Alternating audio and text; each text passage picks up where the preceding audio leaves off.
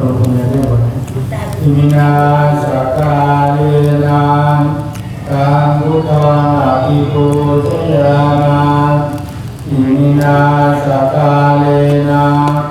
ตังธัมมังอภิปูชยามาอิมินาสกาเลนะ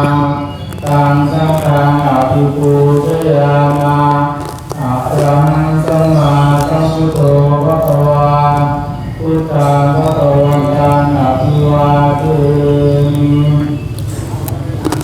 สวากขาโตภะคะวตาธัมโมธัมมังนามัสสามิ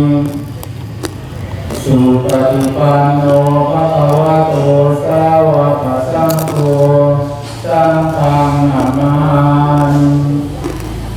มายังพันเตวิสุภิสุรัตนาคายาอิสรเนนะสหปัญจศีลานิยาจามาทุติยามปิมยังพันเต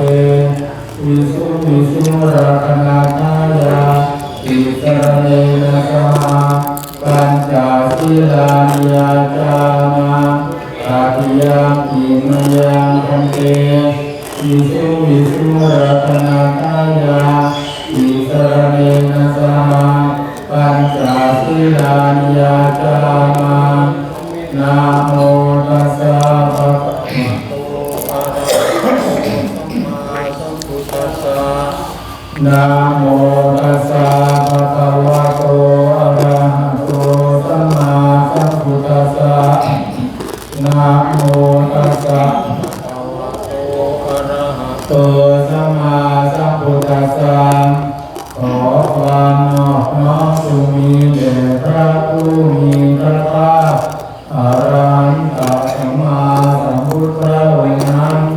อะระมังอิพุทธังสรณังคัจฉามะพวกเราระลึกถึงความรู้แม้ครั้งที่หนึ่งปัฏฐมังปิธัมมังสรณังคัจฉามะพวกเราระลึกถึงธรรมแม้ครั้งที่หนึ่งปัฏฐมังปิสังฆังสรณังคัจฉามะพวกเราระลึกถึงสงฆ์แม้ครั้งที่หนึ่ง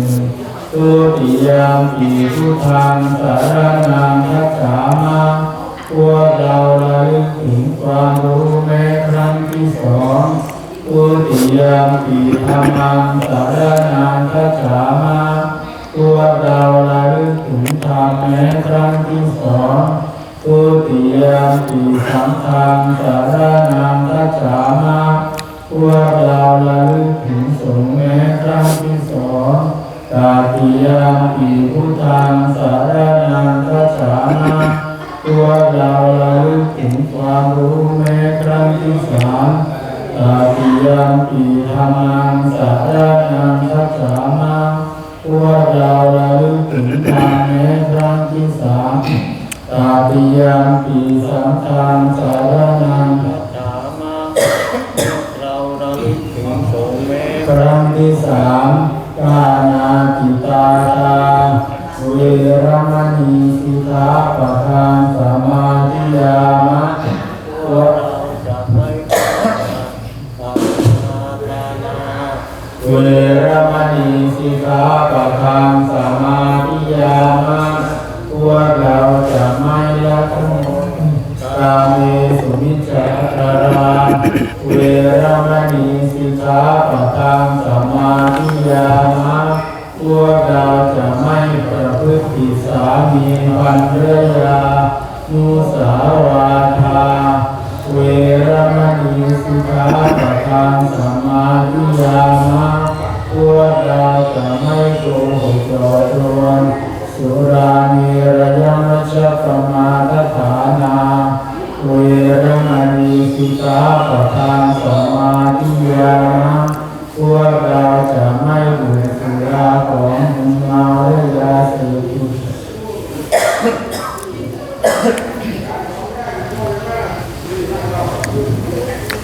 อิมานิปัญจสิกขาปทานิ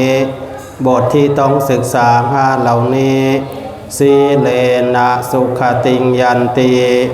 ค คนทั้งหลายจะถึงสุขติได้ก็เพราะศีล สาธุ สีเลนะโภคสัมปทาจะถึงพร้อมด้วยทรัพย์สมบัติได้ก็เพราะศีล สาธุ สีเลนะนิโพติงยันติจะถึงความสงบร่มเย็นได้ก็เพราะศีลสีลังนิจจังวิโสทะเยติบุคคลควรชำระศีลให้หมดจดเป็นนิจ